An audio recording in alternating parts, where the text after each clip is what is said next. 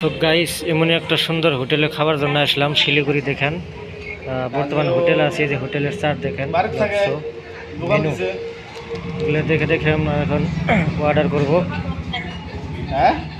দেখেন অনেক কিছু আইটেম আছে এখানে।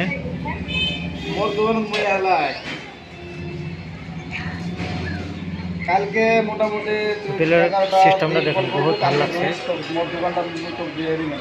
দেখেন কেশিয়ার, মজা লাগছে।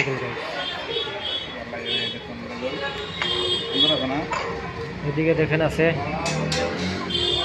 রাইস, ফ্রাইড রাইস, পপুর, chicken fried rice, chicken momo, বহুত আছে।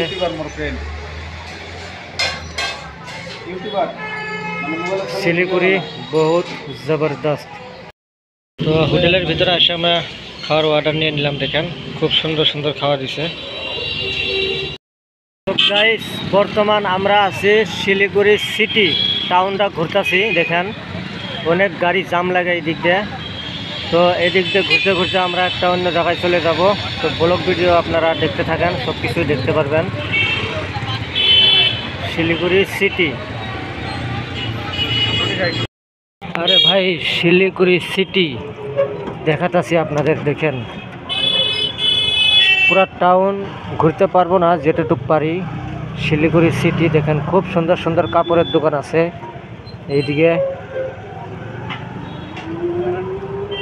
দেখেন এইদিকে খালি কাপড়, প্যান্ট শার্ট কোট স্যুট সব পাবেন এইদিকে। আবার এইদিকেও আছে দেখেন, আরও অনেক কিছুই দেখাবো আপনাদের। আইসি মোটামুটি কয়েকদিন থাকবো, ভালো ভালো ভিডিও পাবেন আসাম ব্লগার ইউটিউব চ্যানেলে, আসাম ব্লগার ফেসবুক পেজে। দেখেন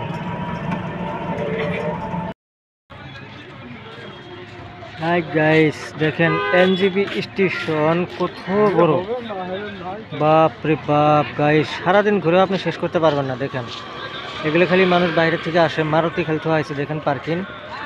আর আপনার রেলওয়ে স্টেশন ইন থেকে মোটামুটি 10 মিনিট হাঁটে যাওয়া লাগবে, এত বড় স্টেশন।